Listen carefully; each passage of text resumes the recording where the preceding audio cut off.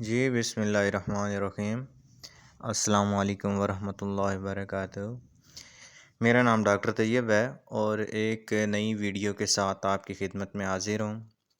मैं अपने तमाम व्यूवर्स को अपने चैनल पे खुशामदीद कहता हूँ और अपने तमाम देखने वालों को जो भी मेरी ये आवाज़ सुन रहा है, जो भी ये मेरी वीडियो देख रहे हैं, वो मेरे चैनल को सब्सक्राइब कर लें ताकि मेरी नई आने वाली वीडियो की नोटिफिकेशन जो है वो आप तक बआसानी पहुँच सके। तो मैं आज आपको एक यूनिक केस दिखाऊंगा बकरियों में। ये बहुत ही कम जो है बकरियों में पाया जाता है। तो ये जो खून मैंने सबसे पहले ब्लड आपको दिखाया है खून, तो वो ये इस बकरी का था। ये बकरी जो है ये छोटे पेशाब के साथ ही मिक्स होके इसका खून और यूरिन जो है वो आ रहा था। तो हमने जो है इसका पहले तो फार्मर से पूछा है कि ये किस टाइम का है, इसको कब का ये जो है ये खून फेंक रही है।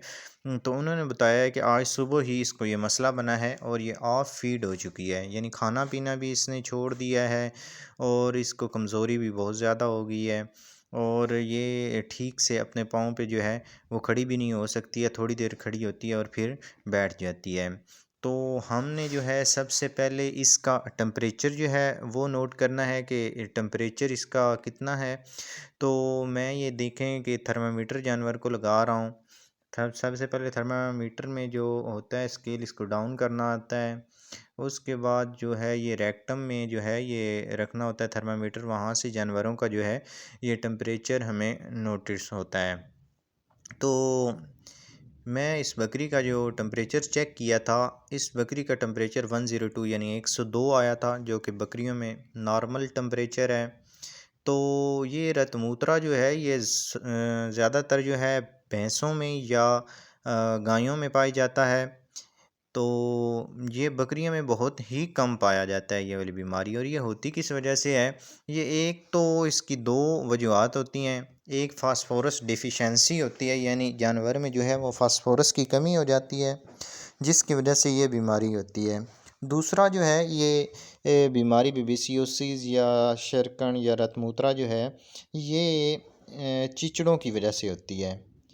तो जो बीमारी जो है बेबिसियोसिस चिचड़ों की वजह से होगी, उसमें एक तो जानवर के ऊपर चिचड़ जो है वो पाए जाएंगे और दूसरा जानवर का जो टेम्परेचर है वो भी ज़्यादा होगा। तो क्योंकि हमने इसका टेम्परेचर चेक किया था, इसका टेम्परेचर नॉर्मल आया है, तो जानवर के ऊपर मैंने चेक किया तो चिचड़ भी कहीं भी नहीं थे। तो इससे ये साबित हुआ कि इसको जो है बेबिसियोसिस ये जो बीमारी है ये फास्फोरस डिफिशेंसी की वजह से है। ये जो बीमारी है इसको चिचड़ की वजह से नहीं है, फास्फोरस डिफिशेंसी की वजह से है। तो अब हम जो है इसका जो है ट्रीटमेंट उस हिसाब से करेंगे। फास्फोरस की जो इंजेक्शन है वो हम इसको लगाएंगे और फास्फोरस जो है वो भी हम इसको देंगे। तो क्योंकि ये एक बहुत ही कीमती जानवर है और बहुत ही नायाब नस्ल है, इस तरह के जानवर जो हैं वो काफ़ी जो हैं एक्सपेंसिव होते हैं। तो फार्मर से गुजारिश है कि जैसे ही आपका जानवर जो है इस तरह की कंडीशन हो, वो बीमार हो, तो फ़ौरन जो है अपने करीब तरीन कोई भी वेटनरी डॉक्टर है हो तो उससे रब्ता करें और जल्द ही अपने जानवर को चेक करवाएं ताकि आपका जानवर जो है वो जल्द से जल्द रिकवर हो जाए। अगर इस बीमारी में जानवर को जो है टाइम ज़्यादा हो गया हो तो फिर इसकी रिकवरी जो है वो बहुत मुश्किल होती है और ये जो है बीमारी ये पेचीदा हो जाती है। तो इसमें जो है मैंने आपको बता चुका हूँ कि ये फास्फोरस डेफिशिएंसी की वजह से है। तो इसमें मैं इसको जो इंजेक्शन लगाऊंगा उसमें जो है न्यू डेकाफास्फान आता है इंजेक्शन, वो मैं इसको 3 ml इंट्रामस्कुलर लगाऊंगा ताकि इसकी जो फास्फोरस डिफिशिएंसी की वजह से ये बीमारी है ये बेहतर हो सके। दूसरे नंबर पे ये ऑफ फीड हो चुकी है तो इसको एंटीपायरेटिक लगाने की कोई ज़रूरत नहीं है क्योंकि इसका टेम्परेचर नॉर्मल है। तो इसको ऑफ फीड हो चुकी है, उसके लिए मैं इसको कॉलकोरेक्स या मिनटॉक्स या कोई भी जो है मैदे के लिए जो बेहतर है सी। जी, तो एक तो हम इसको जो है न्यू डेकाफास्फान जो हैं वो लगाएंगे 3 ml और साथ में जो है एमीवाइकाम इंजेक्शन जो है वो भी हम 3 ml लगाएंगे। और अगर ये ऑफ फीड हो चुकी है तो हमने इसको हेपा गार्ड या हेपाजिन कोई भी आपके साथ हेपासिल कोई भी आपके पास जो इंजेक्शन जो है वो मैदे के बारे में हो तो वो आपने जो है वो 5 ml लगाना है सुबह, 5 ml शाम को लगाना है।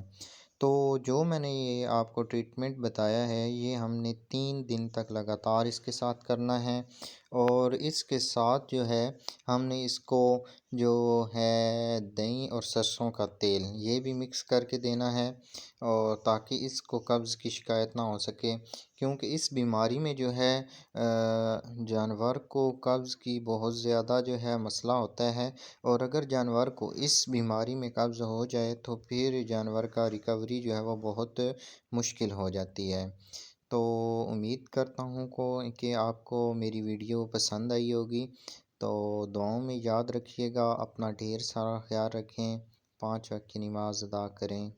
अल्लाह हाफ़िज़।